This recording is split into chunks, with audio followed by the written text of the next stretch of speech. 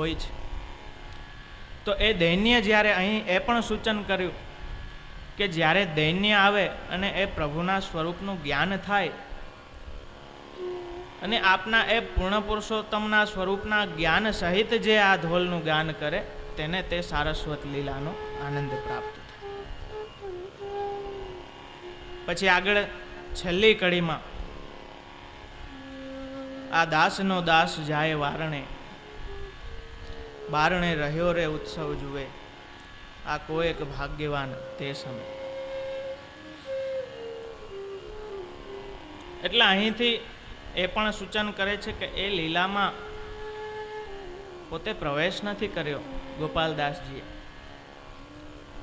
પણ દૂરથી એ લીલાના આખા દર્શન કર્યા છે। એટલે દાસનો દાસ જાય વારણે એમ કહ્યું, કેમ કે આ લીલાની અનુભૂતિ એવા પ્રભુચરણના દાસ એવા ભાઈલા કોઠારીની કૃપાથી એમને પ્રાપ્ત થઈ। એટલે પ્રભુચરણના દાસ ભાઈલા કોઠારી એમના દાસ રૂપ પોતાને કહે છે કે એમની કૃપાથી મને આપના આ સ્વરૂપનું જ્ઞાન થયું અને આવો આનંદ મને પ્રાપ્ત થયો। એટલે કહ્યું કે આ દાસનો દાસ જાય વારણે, આપના સ્વરૂપ પર આપની આ લીલા આટલી અનહદ કૃપા આપે અમારા ઉપર કરી એટલે વારી જાય, બારણે રહ્યો રહું છું। એટલે દૂરથી આપે આ આખી લીલાનું દર્શન કર્યા। હવે આમાં બે રીતના પાઠભેદ આવે છે છેલ્લી કડીમાં, કે કોઈ એક ભગવદી તે સમય એમ પણ આવે છે તો એના ભાવનું વર્ણન કરતા એમ કહે છે કે દરેક ભગવદીઓ તો ત્યારે ત્યાં હાજર નહોતા, પણ અમુક અંતરંગ ચત્રભુજદાસ જેવા એવા ભગવદીઓ અમુક હતા।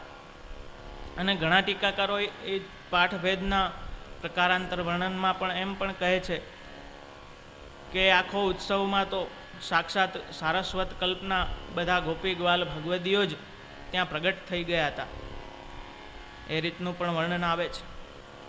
તો આ ત્રીજા આખ્યાનને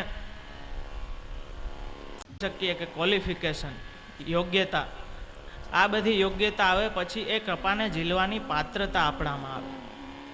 એટલે ભગવદીઓ કેટલું સુંદર સુરદાસજીએ કહ્યું છે કે લાલન ઝૂકી ચાહીએ કૃપા, તો કે એની કૃપા જોઈતી હોય તો કેવી રીતે તમારે વર્તવાનું? અપનો દોષ વિચાર સખીરી ઉનસો કછું ના કહીએ। આપણું શું તકલીફ હોય કે ગમે એ થાય, કાંઈ પણ દુઃખ આવી પડે એટલે તરત આપણે રોદણા રોવા બેસી જઈએ કે મેં એવો શું પાપ કર્યો, હું તો આટલી સેવા કરું છું, હું તો ભગવદ નામ લઉં છું ને છતાંય પ્રભુ મારા હારે આવું બધું કરે છે, તરત આપણે રોવા બેસી જઈએ। હમણાં થોડા સમય પહેલાંની જ વાત કરું, શ્રી પ્રભુચરણ શ્રી આચાર્યચરણની કૃપાથી કાકાજી સ્વસ્થ રીતે પાછા ઘરે પધાર્યા અને હવે તો સેવામાં આપ બિરાજે, પ્રભુચરણની અનહદ કૃપા છે। પણ જ્યારે આપને એડમિટ કર્યા હતા ત્યારે ત્યાં અમે હોસ્પિટલમાં બહાર બેસતા ત્યારે કોઈ એક બેનના કોઈ સગાવાલા ત્યાં એડમિટ હશે, એટલે બેન બહુ દુઃખ કરતા હતા। એ દુઃખ એટલી હદે પહોંચી ગયું કે એક દિવસ બેન તો એમ જ બોલવા માંડ્યા કે ભગવાન જેવું કાંઈ છે જ નહીં। બીજા બેન સાથે વાત કરતા હતા કે અરે બેન, ભગવાન જેવું કાંઈ છે જ નહીં, અમે શું કર્યા એવા કે આવું ભોગવવું પડે છે, ઘણું એવું બોલતા હતા। એટલે મારાથી રહેવાનું નહીં, એટલે મેં બેનને કહ્યું કે બેન, આ બધું જે કાંઈ છે એ પ્રભુની લીલા છે અને આપણા જે પ્રારબ્ધ હોય, તમે તો આજ જન્મનું વિચારો છો કે મેં શું કર્યું, પણ આપણા તો જન્મ જન્મના કર્મો પ્રારબ્ધ બધા બંધાયેલા હોય, એટલે પ્રભુ એ પૂરા કરવાય આ બધું આપણને ભોગવાવી દે। બેન માયના નહીં, એટલે એ તો હવે એના ભાગ્ય। પણ આપણી તકલીફ એવી થઈ જાય છે કે કાંઈ દુઃખ આવી જાય એટલે આપણને તરત અવિશ્વાસ આવી જાય। એટલે અહીં કહે છે કે આપનો દોષ વિચાર શકી એને સો કછું ના, જે પેલો વિવેક કહ્યો છે કે વિવેકસ્તુ હરિ સર્વમ નિજેચ્છાત કરીષ્યતિ, તો નિજેચ્છાત કરીષ્યતિ, તારું કર્યું કરવાના જ નથી, પછી હું કામ એમાં માથું મારે છે। એક લોકકથા બહુ સુંદર છે કે એક ખેડૂ હતો, વૃદ્ધ ખેડૂત હતો, તેનો એક જુવાન જોત છોકરો, અને તે તેના બે ત્રણ ઘોડા હતા. એમાંથી એક બહુ જ સુંદર અશ્વ હતો, જે અશ્વની સવારી કરીને તે ખેતરે જતો. એક દિવસ એવું થયું કે સુંદરમાં સુંદર ઘોડો ક્યાંક ભાગી ગયો. એટલે આજુબાજુવાળા બધા ખરખરો કરવા એ ખેડૂના ઘરે ગયા કે બહુ ખોટું થયું, બહુ ખરાબ થયું, તમારો આવો સરસ ઘોડો હતો, એટલું તમારું ખેતીનું કામ થઈ જતું, વહી ગયો, બહુ ખોટું થયું.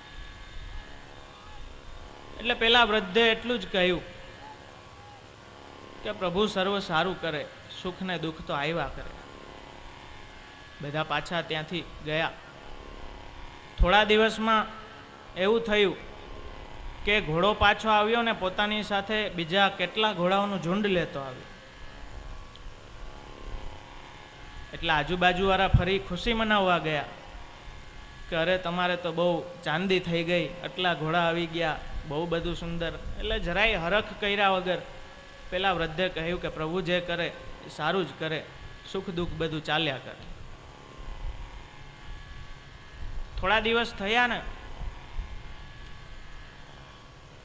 એટલે એ જે એનો જવાન જોધ પુત્ર હતો, એને ખેતરમાં કામ કરતા કરતા કંઈક એનો પગ ભાંગી ગયો. તો બહુ જ એને ફ્રેક્ચર જેવું ને આવ્યું. એટલે ફરી આજુબાજુવાળા ખરખરો કરવા આવ્યા પડોશીઓ કે આ બહુ ખરાબ થયું, બહુ દુઃખની વાત છે, તમારા છોકરાનો પગ ભાંગી ગયો. એટલે વૃદ્ધે ત્યારે એટલું જ કહ્યું કે પ્રભુ જે કરે સારું કરે. એટલે એ રાજ્ય ઉપર ચડાઈ થવા આવી. એટલે રાજાએ હુકમ કર્યો કે જેટલા જવાન છોકરાઓ હોય બધાને સેનામાં ભરતી કરો. બધે સૈન્ય બધે ફરવા માંડ્યું અને આ વૃદ્ધના છોકરાને લેવા આવ્યા. જોયું તો આનો પગ ભાંગેલો હતો. એટલે વિચાર્યું કે આ તો કાંઈ લડાઈમાં કામ આવે એવો નથી. એટલે ત્યાંથી નીકળી ગયા. વળી આજુબાજુવાળા પાછા ખુશી મનાવવા આવ્યા કે તમારો છોકરો બચી ગયો, બાકી એને સેનામાં લઈ જાત આમ. ત્યારે પેલા વૃદ્ધે એટલું જ કહ્યું કે જોવો ભાઈ, સુખ દુઃખ તો આવ્યા કરે, પ્રભુ હંમેશા આપણા હિતમાં જ કરે. જે કાંઈ થાય છે એ આપણા કર્મથી જ આપણે ભોગવવું પડે છે. તો એટલે અહીં કહે છે કે આપનો દોષ વિચાર શકે, આપણો દોષ વિચારો, ઊંસો કચ્છું ના કર્યું. આપણી તકલીફ શું છે કે બીજાના દોષ જોવામાંથી જ આપણે નવરા નથી થતા. આખી સફેદ ચાદર આપણને ના દેખાય, પણ વચ્ચે એક કાળું ટીપકું હોય ને તરત દેખાઈ જાય, એવી આપણી દ્રષ્ટિ થઈ ગઈ છે. એક બહુ ગોકુલનાથજીના હાસ્ય પ્રસંગમાં બહુ સુંદર પ્રસંગ આવે છે કે પર્યટન કરીને એક કોઈ મહાત્મા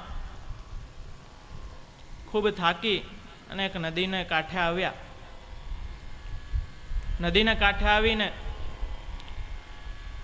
પૂર્વ દિશા તરફ માથું રાખી પશ્ચિમ તરફ ચરણ રાખીને સૂઈ ગયા.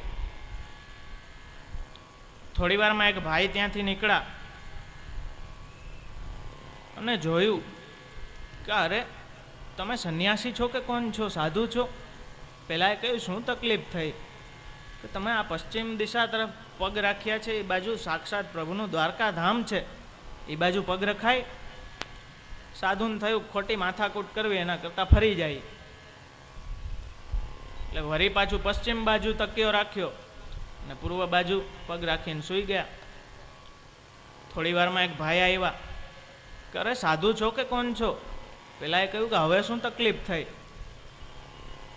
અરે આ તમે પૂર્વ દિશા તરફ પગ રાખીને બેઠા છો, સાક્ષાત ત્યાં જગન્નાથ ચાર ધામનું જગન્નાથપુરી ધામ છે, એ બાજુ પગ રખાય? સાધુને થયું કે હવે ખોટી માથાકૂટ ના કરવી. એટલે દક્ષિણ બાજુ તકિયો રાખી અને ઉત્તર તરફ પગ રાખી દીધા. થોડી વાર થઈ એટલે વળી કોક ભાઈ નીકળ્યા.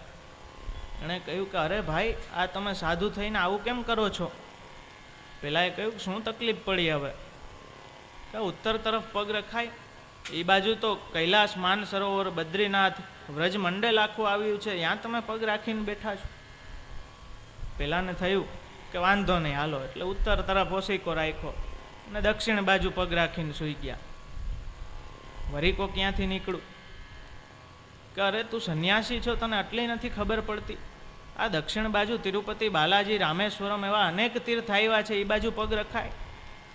સંન્યાસી બહુ કંટાળી ગયો કે હારું ક્યાંય સુવાતું નથી, આ તો ગમે આ પગ રાખવા આવીને બધા ટોકીને વહી જાય છે, સૂવું કેમ આમાં? એટલે સંન્યાસીએ શીર્ષાસનમાં સૂઈ ગયો, માથું નીચે ને પગ ઉપર. વળી થોડીક વારમાં એક જણો આવ્યો કે આ શું કરો છો? ઉપર તો સાક્ષાત ગોલોક ધામ છે, એ બાજુ પગ રખાય. સંન્યાસીને થયું કે આ ગમે એમ સૂવે છે, બધા આમાંથી દોષ જ કાઢે છે, એટલે હવે આપણે મન થાય એમ સૂઈ જાય. એટલે એ પ્રકારની આપણી વૃત્તિઓ થતી જાય. એટલે કહ્યું કે કૃપા ભઈ તબ જાનીએ જબ દેખે અપનો દોષ. તો અહીં સુરદાસજી કહે છે કે અપનો દોષ વિચાર સખી, જે કાંઈ એ કરે છે આપણા હિતમાં જ કરે છે, તું તારો દોષ વિચાર. જે આપણે ગઈકાલે 11 ઠગની વાર્તા પણ જોઈ કે જે 11 જન્મમાં એનો પ્રારબ્ધ મટતો તો એ પ્રભુચરણની કૃપાથી 1 જન્મમાં પૂરું કરાવી દેતા. આગળ કહે છે જોયે કરે સોઈ સબ સાચ લે અપને સિર ધરી. આ જે કાંઈ કરે છે તારા હિતમાં જ કરે છે, એમાં કાંઈ એનું ખોટું લગાડવાની જરૂર નથી, એ બધું સાચું જ છે. જે કાંઈ દુઃખ સુખ જે આવે એ પ્રેમથી પોતાના સિર ધરી, પોતે પ્રેમથી એનો સ્વીકાર કરી લે. તું જરાય એના ઉપર અવિશ્વાસ કરમાં. કેમ કે શ્રી આચાર્યચરણ આજ્ઞા કરે છે અવિશ્વાસોના કર્તવ્ય સર્વથા બાધકસ્તુ છે, કે જેવી રીતે મેઘનાદે બ્રહ્માસ્ત્ર છોડ્યું હનુમાનજીને બાંધવા માટે, બંધાઈ ગયા, પણ મેઘનાદને પોતે અવિશ્વાસ થયો કે આમાં બંધાયેલા રહેશે કે નહીં. અવિશ્વાસ થયો એટલે હનુમાનજી તરત છૂટી ગયા. એટલે કહે છે કે અવિશ્વાસોના કર્તવ્યમ સર્વથા બાધકસ્તુ છે. આગળ કહે છે સૂર પ્રભુ સો કછું ના કહીએ, જ્યો રાખે ત્યો રહી. જેવી રીતે સુખમાં દુઃખમાં જેમ રાખે તેમ રહ્યો, એ પ્રભુથી ક્યાંય માગણી ના કરો, કાંઈ માગો નહીં. કેમ કે આપણને માગતા જ નથી આવડતું. માગી માગીને આપણે તુચ્છ લૌકિક સુખ જ માગીએ છીએ. એટલે કૃષ્ણદાસના પ્રસંગમાં પણ શ્રી આચાર્યજીના ઉદ્ગારો આપણે જોઈ શકીએ છીએ કે જીવ કાં માંગી જાનત હૈ. જીવને માંગતા આવડતું જ નથી. અને એક જે પુષ્ટિ ભાવનો, જેને ચરમસીમા કહે તેવી હદ આગળની ચરમસીમા, કે જેમાં માત્ર ને માત્ર તત્સુખનો જ વિચાર છે, પ્રભુના સુખનો જ વિચાર છે, એવા શ્રી હરિરાય ચરણ ત્યાં સુધી આજ્ઞા કરે છે કે ગમે આ મને રાખો, કેવી પણ સ્થિતિમાં રાખો, આપ આનંદમાં હોવ તો હું નરકમાં જવાય તૈયાર છું. એથી આગળ વધીને આપ કહે છે કે આપનો વિયોગ તો મને જરાય સહન નથી થતો, પણ મને મળવા આવવામાં પણ આપને જો શ્રમ પડતો હોય તો આપ રહેવા દેજો. એટલા માટે આપ કહે છે કે જે માર્ગમાં પ્રભુના પ્રાગટ્યની પણ તલમાત્ર અપેક્ષા નથી તે પુષ્ટિ માર્ગ છે. એટલી નિષ્કામતા આપે તેમાં દેખાડી છે. એટલે આ પ્રકારની બધી જ્યારે યોગ્યતા આપણામાં આવે તો એ કૃપા પાત્ર, એ કૃપાને ઝીલવાના આપણે પાત્ર બનીએ, એવી પાત્રતા આપણામાં આવે. તો એવું સ્વરૂપ શ્રી ગુસાઈજીનું પૂર્ણ પુરુષોત્તમ સ્વરૂપ જ્યારે હૃદયારૂઢ થાય અને એ સ્વરૂપને હૃદયમાં બિરાજાવી એવા વિશ્વાસ સાથે, એવા સ્નેહ સાથે જ્યારે આ ત્રીજા આખ્યાનનું ગાન આપણે કરીએ તો એ સારસ્વત કલ્પની લીલાનો આનંદ આપણને અનુભૂતિ થાય. તે ફલશ્રુતિ રૂપે અહીં ગોપાલદાસજીએ કહ્યું. હવે ચોથું આખ્યાન કે જે વંદન ભક્તિ રૂપ અને દરેક આચાર્યોની ટીકામાં વંદન ભક્તિ રૂપ કહ્યું છે, પણ જે શ્રમલાલજી અને પાદ સેવન ભક્તિ રૂપ કહે છે. તેનું આપણે પ્રથમ ગાન કરી લઈએ, પછી આગળ આપણે આ વિષયને ચલાવશું.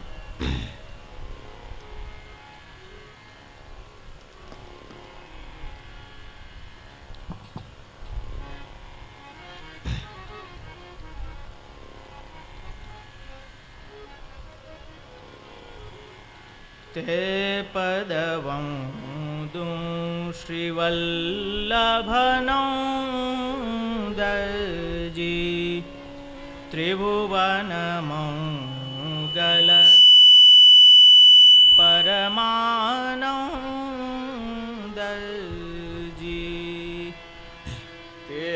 पदबंधु श्री वल्लभनंदजी त्रिभुवन मंगल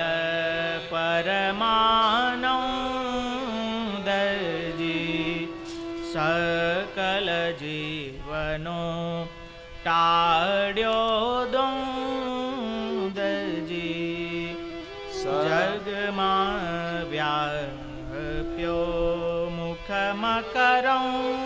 मुखमकरंदजी सकल जीवनो टाळो द्वंद्वजी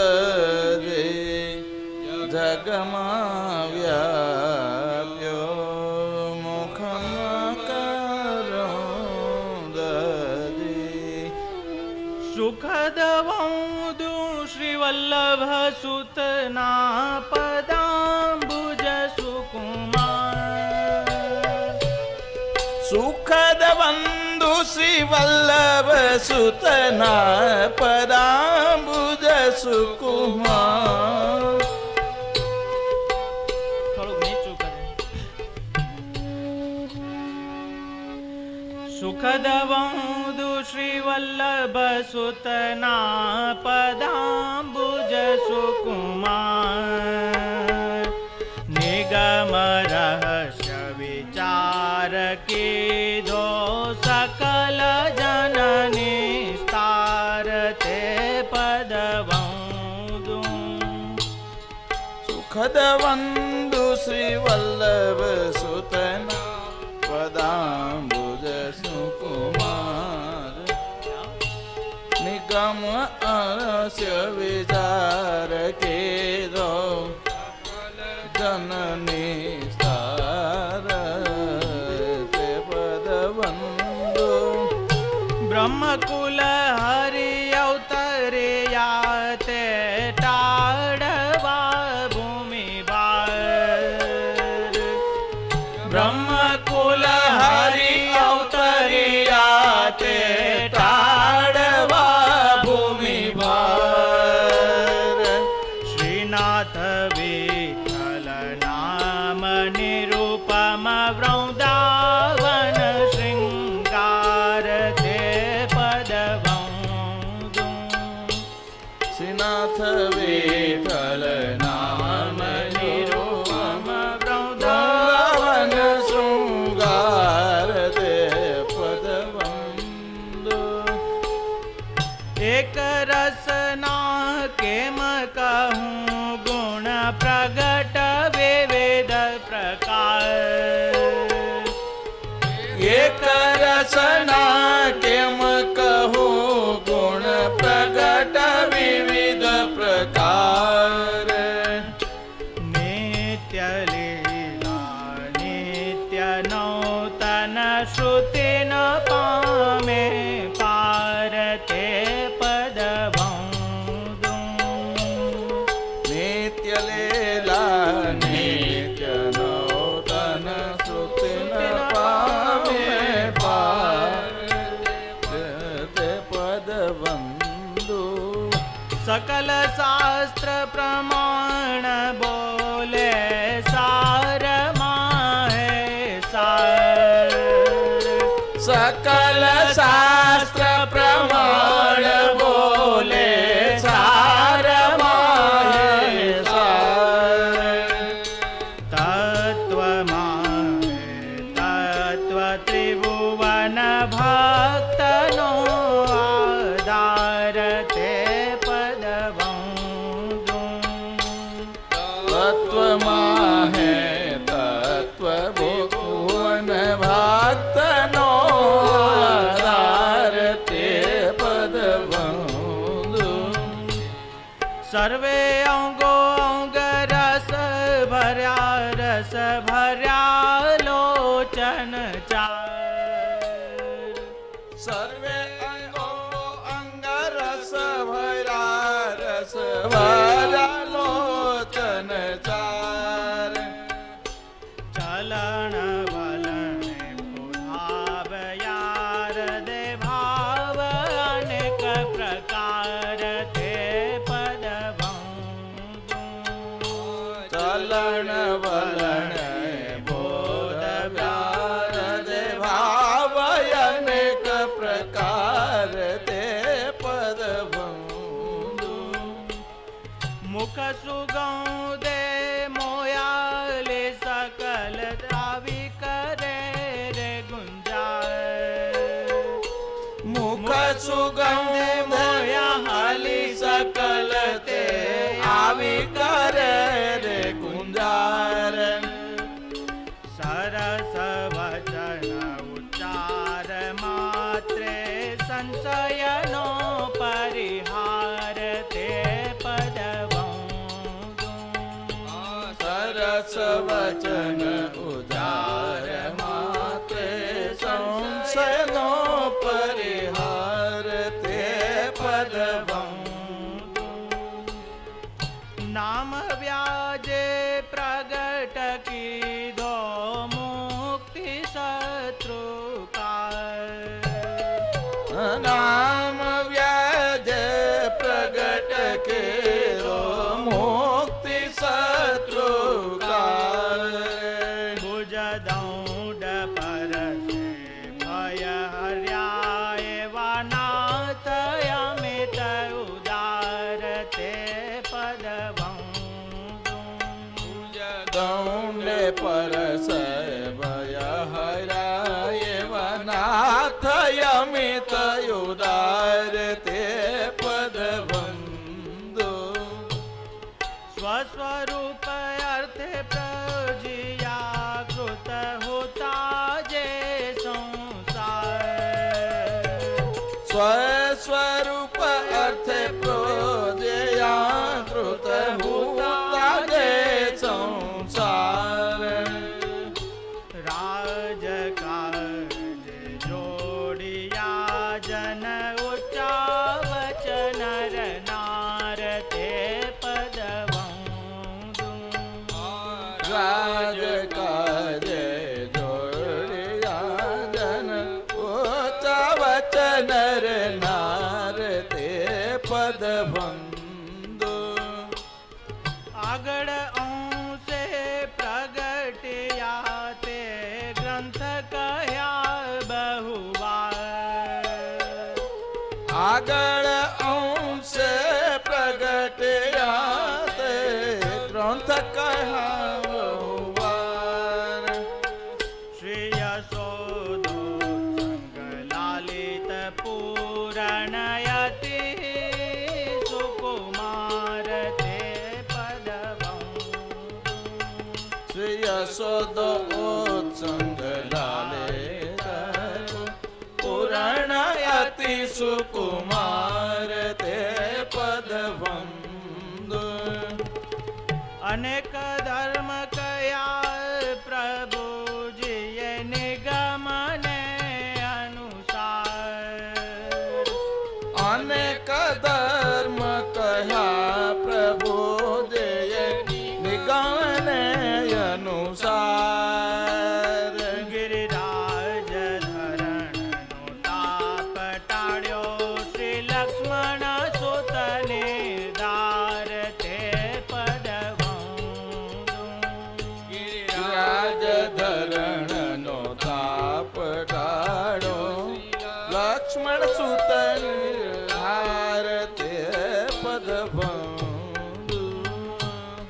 પોતે તે પ્રગટ પોતા તણો રસ તણો કર્યો રે ઉચ્ચાર પોતે તે પ્રગટ પોતાનો રસ તાણો કરો ઉચાર પોતે અંગો અંગ સુખદ શોભા સદન અંગીકાર તે પદ પોતે તે અંગોયંગ સુખદ શોભા સદન અંગીકાર તે પદ સ્કંદ સંખ્યાએ કયા પદ શ્રી ભાગવત રસરાજ સંખ્યાએ કયા પદ શ્રી ભાગ ભાગવત રસરાજ ભક્ત જન પદ રજ પ્રતાપે સકલ સરિયા કાજ તે પદ ભક્ત જન પદ રજ પ્રતાપે સકલ સરિયા કાજ તે પદ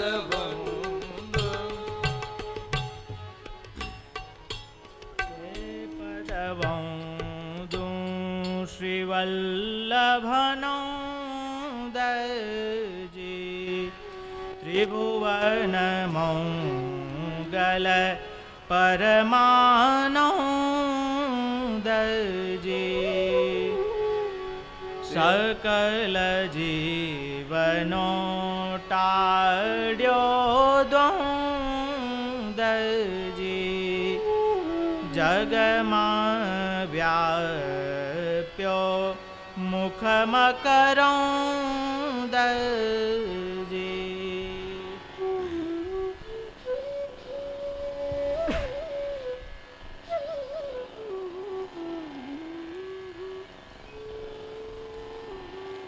આ ભગવત કૃપાએ ચતુર્થાખ્યાને પહોંચી ગયા. આ ચતુર્થાખ્યાન ભૂપ કલ્યાણમાં ગાયો છે. તેનો ભાવ કરતા આચાર્યો એમ પણ સમજાવે છે કે જે આ ભૂમિ તે માયાવાદ રૂપી અસુરથી ત્રસ્ત થઈ ગઈ હતી. પ્રવાહીઓના દુષ્કર્મોથી જે ત્રસ્ત થઈ ગઈ હતી તેનો કલ્યાણ કરવા અર્થે પ્રભુચરણનો પ્રાગટ્ય છે. એટલે એવા શ્રી પ્રભુચરણના ગુણનું અહીં ઉત્કર્ષ બતાવ્યો છે આ ચોથાખ્યાન. એટલે એવા પ્રભુચરણ આ ભૂમિનું કલ્યાણ કરવા અર્થે પધાર્યા છે. એ ભાવથી આ ચતુર્થાખ્યાન ભૂપ કલ્યાણમાં ગાયો છે. જેવી રીતે ગઈકાલે આપણે જોયું કે 10 પ્રકારના અમૃતની સ્થિતિ ચરણારવિંદમાં છે. તેટલા માટે પાદ સેવન રૂપ આ ચતુર્થાખ્યાનમાં તેમના દરેક કડીમાં તે પદ વંદુ આવે છે કે આપના ચરણારવિંદનું આપના દરેક સ્વરૂપને વંદન કરે છે.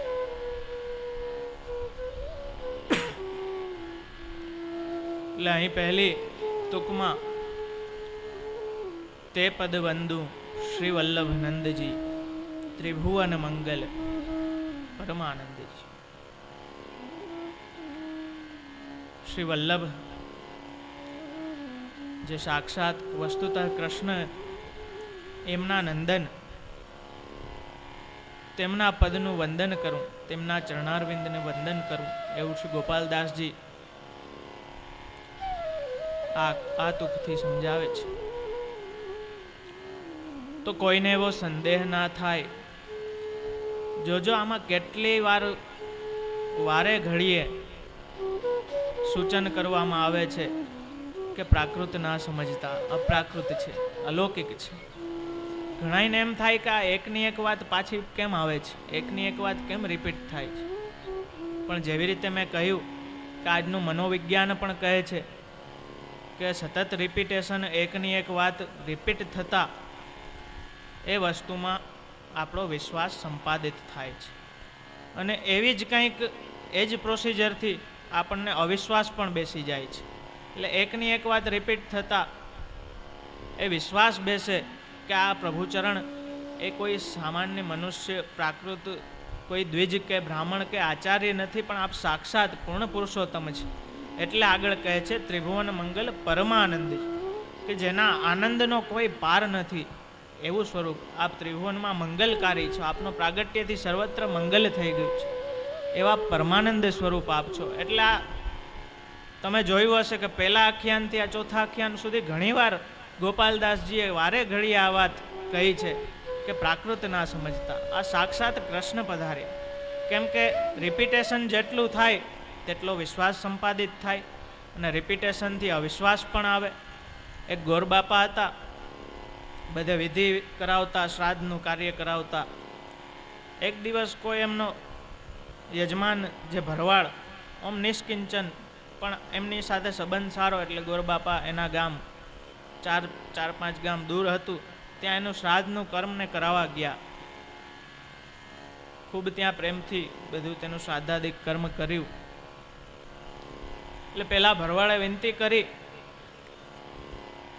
કે આપે કૃપા વિચારી અને મારા પિતાના શ્રાદ્ધનું કર્મ આપે કરાવ્યું, પણ દક્ષિણા દેવા માટે મારી પાસે બહુ કાંઈ છે નહીં, એટલે આપ એક કામ કરજો કે મારી પાસે 2 બકરી છે, એમાંથી એક બકરી આપને દક્ષિણા રૂપે દઉં છું, એ બકરી આપ લઈ જાજો.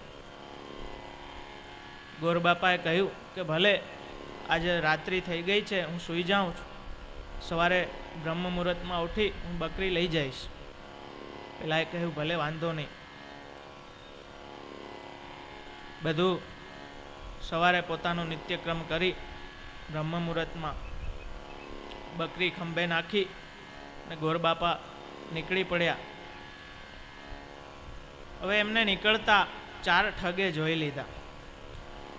એટલે ઠગોને થયું કે આ શિકાર સારો હાથમાં આવી ગયો છે, એટલે આની પાસેથી આજે આ બકરી પડાવી લઈ. રિપીટેશન યાદ રાખજો હૃદયમાં, તો તમને આ પ્રસંગ ખ્યાલ આવી જશે. એટલે ચારેય એવો વિચાર કર્યો, એક પ્લાન ઘડ્યો આખો. એટલે એક ગામના અંતરે 4 જણા બેસી ગયા. ગોરબાપા ખભે બકરી નાખી ને ચાલ્યા જતા હતા. પેલું ગામ પસાર થયું એટલે ત્યાં પાદરે જ પેલો ઠગ બેઠો હતો. એટલે તેણે કહ્યું કે અરે ગોરબાપા, આ શું કરો છો? આવા તમે શુદ્ધ બ્રાહ્મણ થઈને આ કૂતરું ખંભે નાખીને ક્યાં જાઓ છો?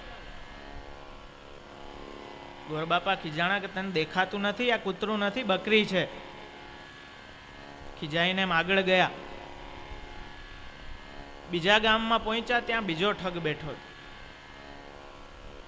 ગોરબાપાને આવતા જોયા એટલે કહ્યું કે અરે આવા શુદ્ધ બ્રાહ્મણ થઈને આ કૂતરું ખભે નાખીને ક્યાં જાઓ છો? એટલે સતત 2 વાર આવું થયું. એટલે ગોરબાપાને થોડોક સંશય જાગ્યો કે સવારે વહેલો જાગ્યો તો અંધારું હતું, ક્યાંક બકરીની જગ્યાએ કૂતરું નથી આવી ગયું. એટલે બકરી ઉતારીને ચેક કરી લીધું કે હા, બકરી જ છે. વળી પાછું ખભે નાખીને આગળ ગયા. ત્રીજા ગામમાં ત્રીજો ઠગ અહીંયા રાહ જોતો.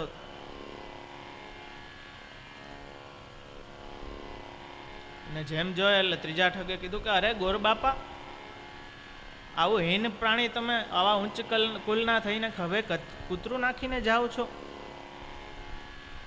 ગોરબાપાને થયું કે સાલું મેં ચેકે કર્યું, આ બકરી જ છે, છતાંય આ કેમ એમ કહે છે કૂતરું નાખીને. પછી એને તો ખીજાઈને જવાબ દઈ દીધો કે તને દેખાતું નથી, આંધળો છે, આ બકરી જ છે. વરી થોડા આગળ ગયા. ચોથા ગામમાં છેલ્લો ઠગ ત્યાં તૈયારી કરીને બેઠો હતો. જેવા એ ગોરબાપા દેખાણા એટલે તરત કહ્યું કે અરર, આવા ઉચ્ચ કુલના તમે બ્રાહ્મણ છો, ગોર મહારાજ છો ને કૂતરું ખભે નાખીને જાઓ છો? પછી ગોરબાપાને પાકું થઈ ગયું કે આ નક્કી અંધારામાં ગડબડ થઈ ગઈ છે, આ કૂતરું જ લાગે છે. બકરી અહીંયા નાખીને પોતે હાલતા થઈ ગઈ. એટલે જેવી રીતે રિપીટેશનથી વિશ્વાસ સંપાદન થાય, એવી રીતે અવિશ્વાસ પણ એટલો જલ્દી આવે. એટલે અહીં પહેલાથી ચોથા આખ્યાન સુધીમાં આપણે જોઈએ તો વારે ઘડીએ એ કહે છે કે આપ સાક્ષાત પૂર્ણ પુરુષોત્તમ વૃંદાવન ચંદ જ છે, આપ એને પ્રાકૃત મનુષ્ય ના સમજતા. એટલે અહીં એ ત્રિભુવનના મંગલ રૂપ એવા પરમાનંદ સ્વરૂપ શ્રી ગુસાઈજીનું પ્રતિપાદન અહીં પહેલી કડીની અડધી ટૂંકમાં કર્યું.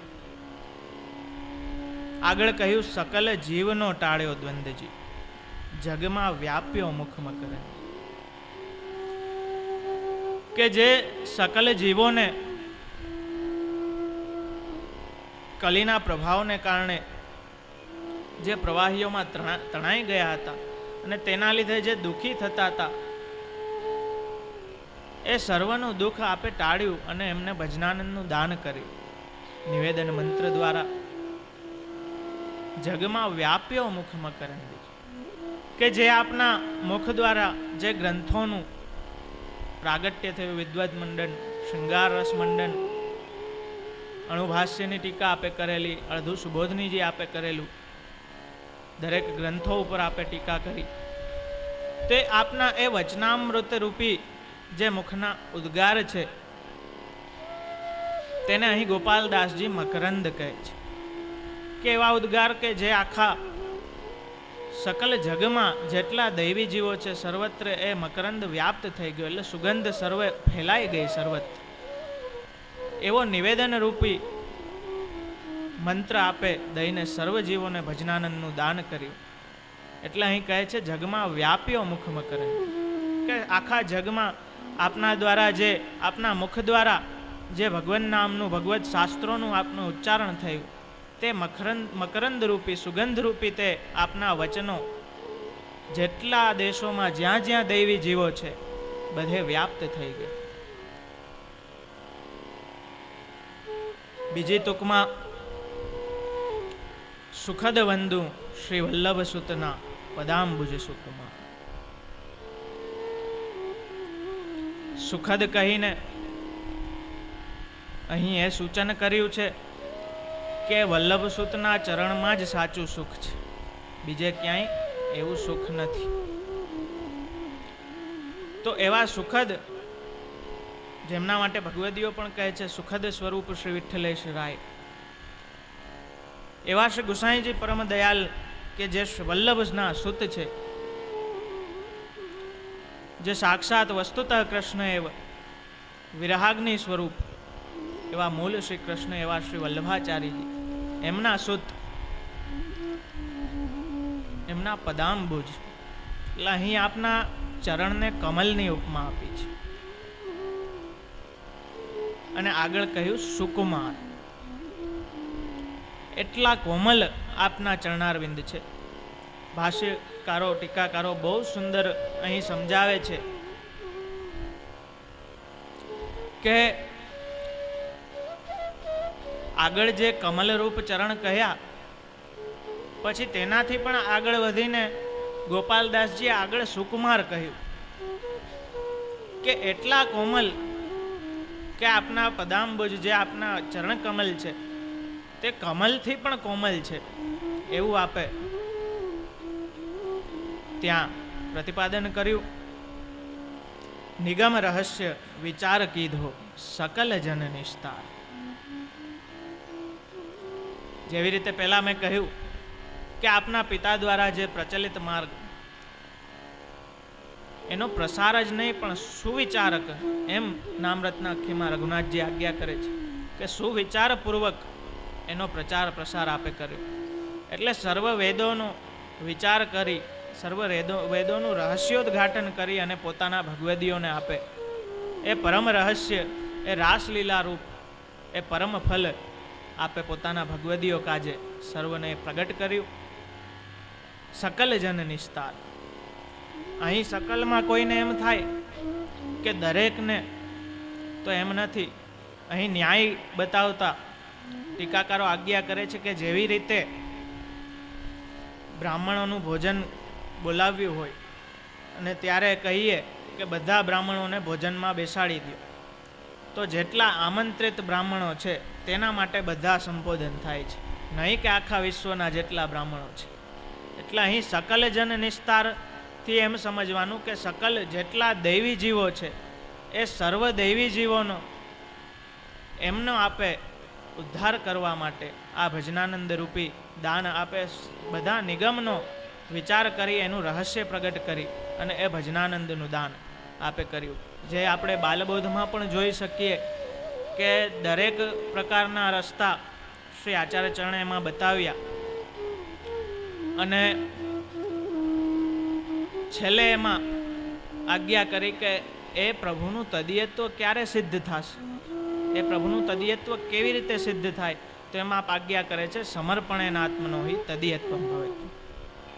કે પ્રભુને સર્વ સમર્પણપૂર્વક જો રહેશો તો એનું તદીયત્વ તમે તુરત જ પ્રાપ્ત કરી શકશો. કે જેવી રીતે 84,252 વૈષ્ણવોએ એ આનંદનો લાવો માણ્યો છે, એ પરમાનંદ માણ્યો છે, એવો આપણે પણ માણી શકીએ. પણ એ સમર્પણનો સિદ્ધાંત જો આપણને હૃદયાળુ થાય, કે જે રહસ્યરૂપ સમર્પણનો સિદ્ધાંત, કે સ્નેહપૂર્વક પ્રેમ લક્ષણા ભક્તિ જે બતાવી શ્રી આચાર્ય ચરણે, તેનો વિસ્તાર કરીને પ્રભુ ચરણે, તેમાંના ઘણા કે જે આચાર્ય ચરણની વાણી કે જે એટલી દુર્બોધ હતી, તેનો પણ તેમાં એટલા રહસ્યો હતા, તેનો પણ રહસ્યોદ્ઘાટન કરી. એટલે આમાં આપ સર્વોત્તમજીમાં કહે છે કે તદુક્તમપી દુર્બોધમ સુબોધમ સ્યાદ યથા તથા તન્નામ અષ્ટોત્તરસ્તમ પ્રવક્ષ્યામ્ય અખિલાત. કે આ અષ્ટોત્તર સતનામ આપના જે છે એના પાઠ કરવાથી આપની જે વાણી, જે ભાષ્ય સુબોધની રૂપ જે દુર્બોધ છે, તે પણ સર્વજીવોને સુબોધ થશે. એટલે અહીં આજ્ઞા કરી નિગમ રહસ્ય વિચાર કીધો સકલ જન નિસ્તાર. તો એટલા જે શ્રમલાલજી બહુ સુંદર વર્ણન કરે છે કે અહીં એટલી કોમલતા સૂચિત કરી કે જે સાક્ષાત કૃષ્ણચંદ્રનું સ્વરૂપ કેવું છે, અતિ કોમલ.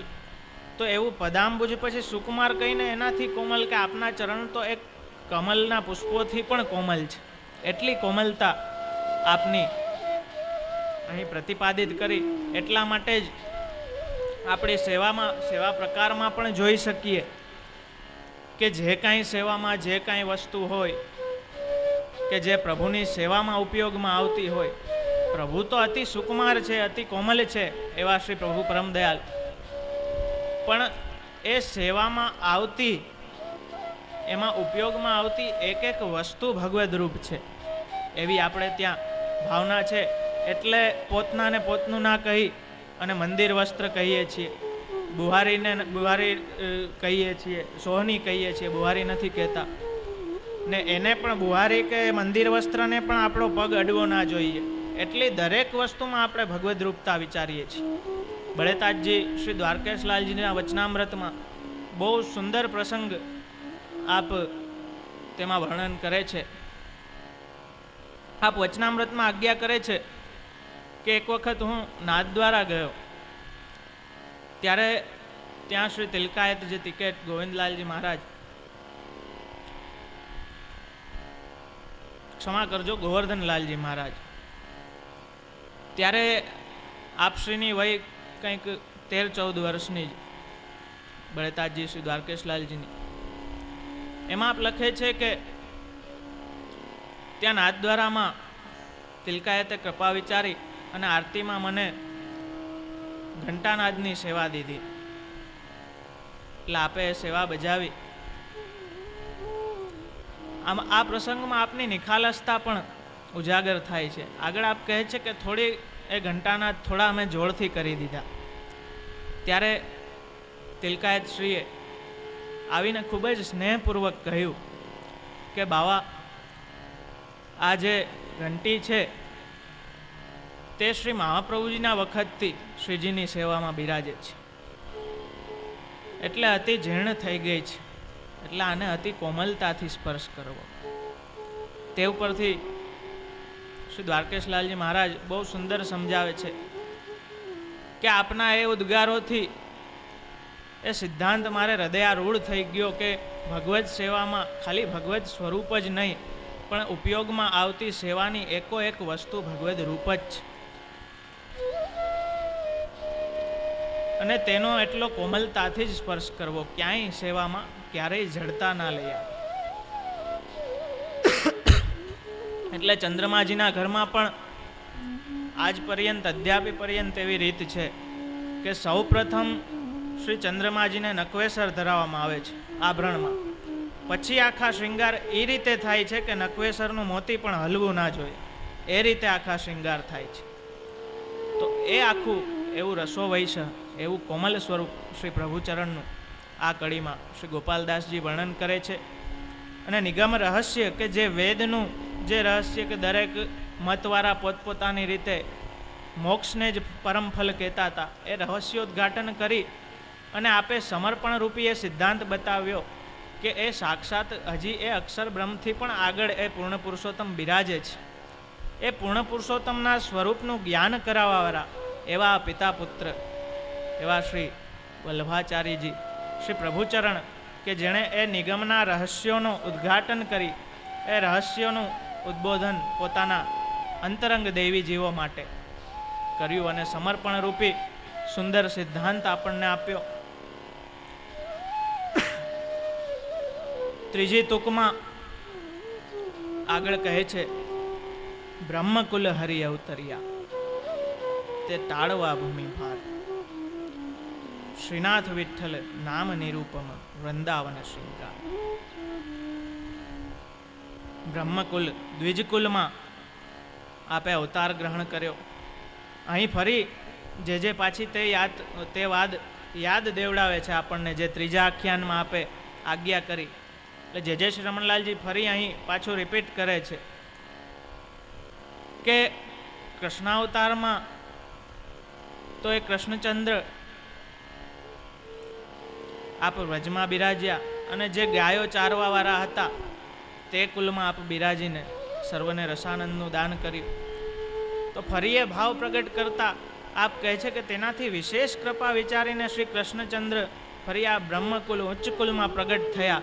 તેથી કરીને કંઈક ફરી એવું લાગે છે કે આ વિઠ્ઠલેશ અવતાર કૃષ્ણાવતાર કરતાં પણ કંઈક અધિક છે. તો આપ કહે છે કે દ્વિજકુલમાં આપનું પ્રાગટ્ય થયું. અહીં હરિ વિશેષણ વાપર્યું છે. ગીતાજીમાં આપ કહે છે કે હું સર્વના દુઃખોને હરનાર છું, એટલે હરિ કહેવાના. યજ્ઞમાં જે કાંઈ હોમ થાય છે, જે કાંઈ યજ્ઞમાં પધરાવવામાં આવે છે, એ સર્વ કાંઈને હું હરનાર છું, એટલે હરિ કહેવાના. અને ભક્તોના હૃદયમાં જ્યારે વિયોગરૂપી તાપ અત્યંત ઉત્કંઠ દશાએ થઈ જાય છે, ત્યારે તે તાપ પણ હરીને એમને હું ભજનાનંદનો સ્વરૂપાનંદનો દાન દેવાવાળો છું, એટલે હરિ કહ્યા. એટલે અહીં હરિ શબ્દથી, હરિ નામથી તે અહીં સૂચન કરે છે કે આપ શ્રી વિઠ્ઠલેશ પ્રભુ એ દૈવી જીવોના દુઃખને ટાળવા આપ અહીં આ ભૂતલ પર પધાર્યા છે. એટલે આગળ કહે છે ટાળવા ભૂમિ ભાર. કેમ કે જે કાંઈ ભજન સેવા કાંઈ નથી કરતો એ તો ભારરૂપ જ છે, અને જે વેદનો અનર્થ કરે છે તે પણ ભારરૂપ છે. એટલા માટે વલ્લભાષ્ટકમાં આપ આજ્ઞા કરે છે કે તસ્માત શ્રી વલ્લભાખ્ય તદુદિત વચનાદન્યથા રૂપયંતી ભ્રાંતા એ તે નિસર્ગ ત્રિદશ રિપુતયા કેવલાદંત મોગા. કે એવા શ્રી વલ્લભ કે જે વાણીના પતિ છે, એની વાણીનો અનર્થ જે કોઈ કરે અથવા તો એની વાણીથી જે વિરુદ્ધ કહે, કેમ કે આપણા માટે તો શ્રી વલ્લભની વાણી જ વેદ સમાન છે, તો એની વાણીથી જે કાંઈ વિરુદ્ધ જે કોઈ ઉચ્ચાર કરે તે તો અંધતમ નરકમાં જવાવાળા છે. આપણે સમજતા નથી, એટલે આપણે જેવી રીતે આપણે ગોકુલનાથજીના વચનામૃતમાં જોયું એવી રીતે આપણે એ સ્વરૂપને સમજી નથી શકતા, એ સિદ્ધાંતને સમજી નથી શકતા, એટલે એ આનંદ આપણે માણી નથી શકતા. પણ ક્યારેક ક્યારેક જે આનંદ આવી જાય છે એ એની કૃપા છે. એટલે એવા જે ભારરૂપ, જે આસુરી, જે પ્રવાહી જીવો છે, જે માયાવાદીઓ છે, તેનું નિવારણ કરી બ્રહ્મવાદનું સ્થાપન કરી અને તે ભાર ટાળવા માટે એવા શ્રી વલ્લભ ના સુત એવા, જેમના અતિ કોમલ એવા ચરણારવિંદ, જે અતિ સુકુમાર છે, એવા શ્રી ગુસાઈજી પરમ દયાલ આ ભૂમિનો ભાર ટાળવા માટે આ અવતર્યા, બ્રહ્મકુલમાં અવતર્યા છે. એટલા માટે શ્રી હરિરાય ચરણ પણ કહે છે કે જેણે પ્રભુનું સ્વરૂપ નથી જાણ્યું, જેણે શ્રી મહાપ્રભુજીનો આશ્રય નથી કર્યો, જેણે ક્યારેય સુબોધની નથી વાંચી, તેનો જન્મ તો વૃથા છે. તે જીવ ભૂમિ ઉપર ભારરૂપ જ છે. પણ આ તામસના લીધે અત્યારે પુષ્ટિજીવોની પણ એવી બુદ્ધિ થઈ ગઈ છે. એટલા માટે આ શ્રી ગુસાઈજી પરમ દયાલ, આપણે એમ વિચારીએ કે હવે તો કેમ આપના દર્શન થાય, પણ જો હૃદયમાં સાક્ષાત એ પુરુષોત્તમ ભાવ હોય તો અદ્યાપી પર્યંત આપના ગ્રંથોમાં, આપના હસ્તાક્ષરાદિમાં, આપની બેઠકમાં અને આપના પાદુકામાં આપ સાક્ષાત બિરાજે જ છે. પ્રભુ શ્રી રમણલાલજી મહારાજ ત્યાં સુધી આજ્ઞા કરે છે કે આપના દ્વારા જે પુષ્ટ થયેલા, જે સેવ્ય થયેલા જે નિધિ સ્વરૂપો છે, તે નિધિ સ્વરૂપ પણ સાક્ષાત પરમ દયાલ શ્રી ગુસાઈજી સ્વરૂપ જ જાણવા. તો એવો ભાવ હૃદયમાં જ્યાં સુધી ના થાય ત્યાં સુધી આ આખ્યાન એ ફલદાયક ના નીવડે. પણ એ પ્રભુચરણ શ્રી આચાર્ય ચરણમાં એ પુરુષોત્તમ ભાવ આપણો દ્રઢ થઈ જાય ત્યારે આ આખ્યાન ફલદાયક નીવડે. હવે ઘણાને એવો સંદેહ થાય કે બ્રહ્મકુલમાં તો એવી રીતે વામન અવતાર થયો અને બ્રાહ્મણો એવા ઘણા અંશકલા વિભૂતિ અવતારો થયા કે જેણે એ ભક્તિરૂપી શાસ્ત્રોની રચના કરી અને માયાવાદનું ખંડન કર્યું. તો એવો કોઈ અવતાર હશે? તો એ સંદેહ દૂર કરવા આગળ કહે છે શ્રીનાથ વિઠ્ઠલ નામ નિરૂપ. કે આપ કોણ છે? સાક્ષાત શ્રીનાથજી રૂપ છે આપ. વિઠ્ઠલ એવું આપનું નામ કે જેની કોઈ નિરૂપમ, જેની કોઈ ઉપમા દઈ શકાય નહીં. તો જે નામની કોઈ ઉપમા દઈ શકાય નહીં તો એ સ્વરૂપનું તો પછી વિચારવું જ રહ્યું. વળી અહીં જે શ્રી રમણલાલજી, શ્રી જીવનલાલજી બંને ટીકાકારો સંદેહ ઉત્પન્ન કરે છે કે શ્રીનાથથી કદાચ કોક વિષ્ણુ સમજે તો, કેમ કે વિષ્ણુ પણ લક્ષ્મીના પતિ છે એટલે એ હિસાબે એ પણ શ્રીનાથ કહેવાય. તો એ સંદેહ દૂર કરવા આગળ કહે છે વૃંદાવન શૃંગાર. કે જે વૃંદાવનમાં જે પ્રગટ થઈને જેણે રાસલીલાનું સ્વરૂપાનંદનું સાક્ષાત દાન કર્યું એ પોતે વિઠ્ઠલ રૂપે અહીં પ્રગટ્યા છે. એવી કૃપા વિચારી સર્વ વેદોનો સાર કહી અને એ સમર્પણ રૂપ સિદ્ધાંત દઈ અને સર્વ જીવોને ભજનાનંદનું દાન કરવા એવા સાક્ષાત એ વૃંદાવનના શૃંગાર રૂપ, એ આદિ વૃંદાવન જે નિત્યલીલા સ્થાન છે તેના તિલક રૂપ, તેના શૃંગાર રૂપ, અથવા તો એમ પણ એ ભાવથી પણ અર્થ કરે છે કે વૃંદ એટલે સમૂહ, જે ગોપીઓનો વૃંદ છે તેના અવન, તેના પતિ એવા શ્રી ગુસાઈજી, એવા વૃંદાવનના શૃંગાર રૂપ, એ ગોપીઓના, એ શ્રી સ્વામિનીજીઓના શૃંગાર રૂપ એવા શ્રી વિઠ્ઠલ. એવું જો અહીં પાછું આવ્યું. એક એક તુકમાં, એક એક અક્ષરમાં એ સતત તમને રિપીટેશન કરાવે છે કે એ ગુસાઈજી પરમ દયાલ, એ જ સાક્ષાત વૃંદાવન ચંદ, એ જ સાક્ષાત પૂર્ણ પુરુષોત્તમ છે. પણ કલિયુગી તામસ વિચારના લીધે આપણે વાંચ્યા છતાં પણ એ ઉતારી નથી શકતા, સમજ્યા છતાં પણ એ સમજી નથી શકતા. એવી કંઈક વિચિત્ર સ્થિતિ થઈ જાય છે કલિયુગના કારણે. કાલનો જ પ્રભાવ છે. પણ જો એ શ્રી વિઠ્ઠલેશ પ્રભુ ચરણમાં દ્રઢ આસક્તિ હોય તો પછી આવતા આખ્યાનમાં પણ આવે છે કે તેને કાલ કર્મ નવ બાંધે. મૂળ પુરુષમાં પણ બહુ સુંદર કહે છે કે શરણ જે આવત નિરંતર કાલ ભય તેના ડરે. જે શરણ આવી ગયો છે, જેમ ઓલા ચાર્ટમાં આપણે સમજ્યા ને કે એનું હેન્ડલિંગ સીધું એ કૃષ્ણ સાથે જ થાય છે, પછી આ કોઈ પ્રાકૃતિના દેવતાઓ એને ક્યાંય નડતા નથી. પણ કલીના કારણે આપણે વિશ્વાસ નથી કરી શકતા અને આટલો અન્યાશ્રય જોવામાં આવે છે. પણ જ્યાં સુધી અન્યાશ્રય છે ત્યાં સુધી તો શ્રી પ્રભુચરણનું આ સ્વરૂપનું જ્ઞાન થવું તો બહુ દૂરની વાત છે. પણ આ પુષ્ટિ ભક્તિ માર્ગના સિદ્ધાંતોનું જ્ઞાન થવું એ પણ અશક્ય છે. જ્યાં સુધી અન્યાશ્રય હૃદયમાં છે ત્યાં સુધી તો અશક્ય જ છે.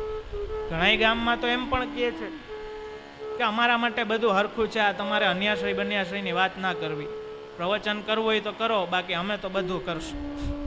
એવી સ્થિતિ છે પુષ્ટિ માર્ગની, એવી સ્થિતિ છે વૈષ્ણવમાં અત્યારે.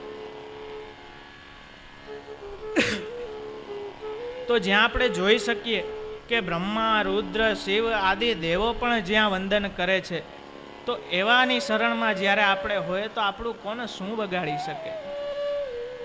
એ કોમન સેન્સ, એવી સાદી બુદ્ધિથી આપણે એ વસ્તુ સમજી નથી શકતા કે જે દેવી દેવતાના કોપાયમાન થવાની આપણે બીક રાખીએ છીએ, એ બધા દેવી દેવતા આ સાક્ષાત પૂર્ણ પુરુષોત્તમના બધા મંત્રીઓ છે, સેવકો છે, એ આપણું શું બગાડી શકશે?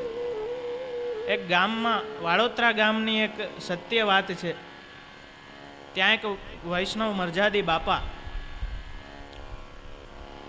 એક સખડી ભોગની સેવા બિરાજે, ખૂબ આનંદથી સેવા કરે.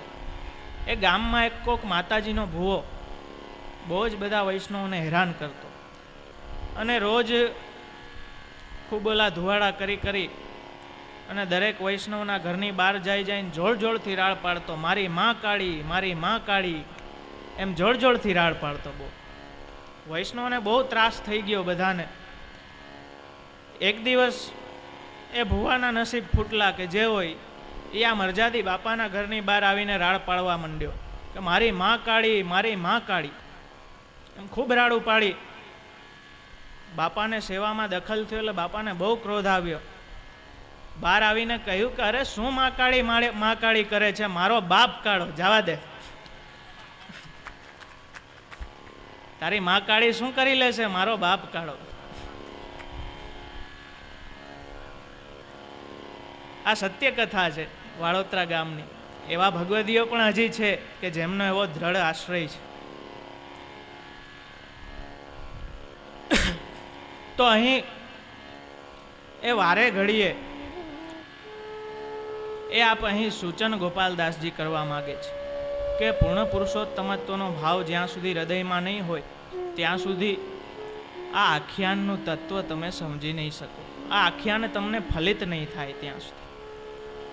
એટલે કહ્યું શ્રીનાથ વિઠ્ઠલે નામ નિરૂપમ, કે વિઠ્ઠલ એવું આપનું નામ જ એવું છે કે જેની કોઈ ઉપમા દેવાય એમ નથી. તો પછી સ્વરૂપની વાત તો બહુ દૂરની રહી. ચોથી કડીમાં કહે છે એક રસના કેમ કહું ગુણ પ્રગટ વિવિધ પ્રકાર. કે એક જીવ છે મારી, તો આપના તો વિવિધ અનંત ચરિત્રો છે જેનો કોઈ પાર નથી. તો આ એક જીવથી હું કેમ વર્ણન કરું?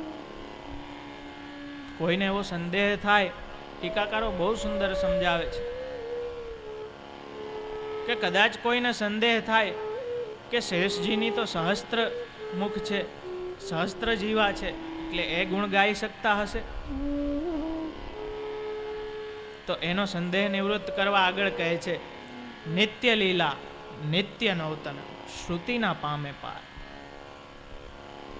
કે જેનો શ્રુતિ પણ પાર નથી પામી શકતી, વેદ પણ નેતિ કહી જાય છે, જેનું વર્ણન નથી કરી શકતા, પછી શેષજી કેવી રીતે એનું વર્ણન કરી શકે?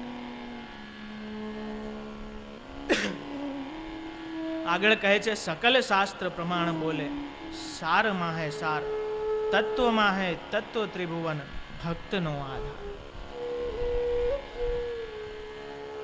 કે કોઈ પણ શાસ્ત્ર ઉઠાવીને જોઈ લ્યો, કોઈ પણ વેદ ઉઠાવીને જોઈ લ્યો, એમાં સારમાંનો સાર, જેવી રીતે શ્રી સુરદાસજી કહે છે કે સબ સાર મેં સાર યહી અમારે શ્રીનાથજી. એવો શ્રી ગુસાઈજીમાં આપનો ભાવ. તો અહીં ગોપાલદાસજી કહે છે કે સકલ શાસ્ત્રના પ્રમાણ સહિત હું બોલું છું, એમને એમ નથી બોલતો કે ગુસાઈજી પૂર્ણ પુરુષોત્તમ છે. કે જેવી રીતે લૌકિકમાં પતિ ગમે એવો દુર્ગુણી હોય, દારૂડિયો હોય, જુગારી હોય, પણ પત્ની તો એમ જ બોલશે કે ના ના બહુ સારા છે.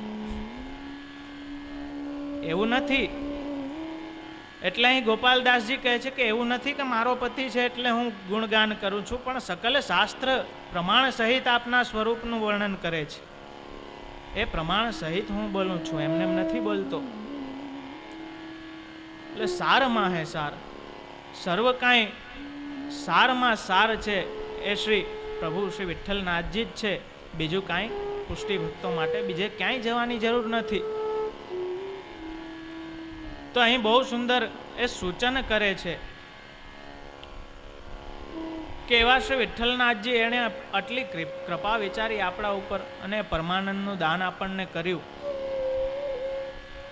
તો જે સાક્ષાત પૂર્ણ પુરુષોત્તમ સ્વરૂપ એવા આપણા સ્વામી છે, તો એવા સ્વામીને છોડીને જાય એવો મૂર્ખ કોણ, એવો મૂઢ કોણ કે એવા સ્વામીને મૂકીને એના સેવકો પાસે દોડે? એટલે અહીં કહે છે કે સાક્ષાત પૂર્ણ સ્વરૂપ છે. એ હું ખાલી એમને એમ નથી બોલતો, સકલ શાસ્ત્રોના તત્વ જાણી, સાર જાણીને તમે પણ જોઈ લ્યો, ઉપાડીને જોઈ લ્યો, સકલ શાસ્ત્રો એમનું જ વર્ણન કરે છે. ભક્તનો આધાર. શુદ્ધાદ્વૈત બ્રહ્મવાદની દ્રષ્ટિથી જોવા જઈએ તો સર્વ કોઈ જીવોનો આધાર સાક્ષાત પુરુષોત્તમ જ છે. એ અક્ષરનો આધાર સાક્ષાત પુરુષોત્તમ છે અને અક્ષરમાંથી આખી સૃષ્ટિની રચના થઈ છે. એટલે આખા જીવ માત્રનો આધાર એ સાક્ષાત પુરુષોત્તમ જ છે. તો જે જીવ માત્રનો આધાર છે, ગીતાજીમાં આપ કહે છે કે મારા માટે સર્વ જીવો સમાન છે. પણ જે અનન્ય થઈને મારી ભક્તિમાં પ્રવૃત્ત થાય છે તેના માટે હું પક્ષપાત કરું છું. એટલે ગીતાજીમાં કહે છે કે અનન્યાશ્ચિંતયંતો મામ યે જના પર્યુપાસતે તેષામ નિત્યાભિયુક્તાનામ યોગક્ષેમ વહામ્ય. કે જે અનન્ય ચિત્તપૂર્વક અનન્ય થઈને, એટલે ફરી અહીંયા અનન્યતા આવી. અનન્યતા તો ડગલે પગલે પુષ્ટિ માર્ગમાં જરૂર પડશે જ. કેમ કે સાધારણ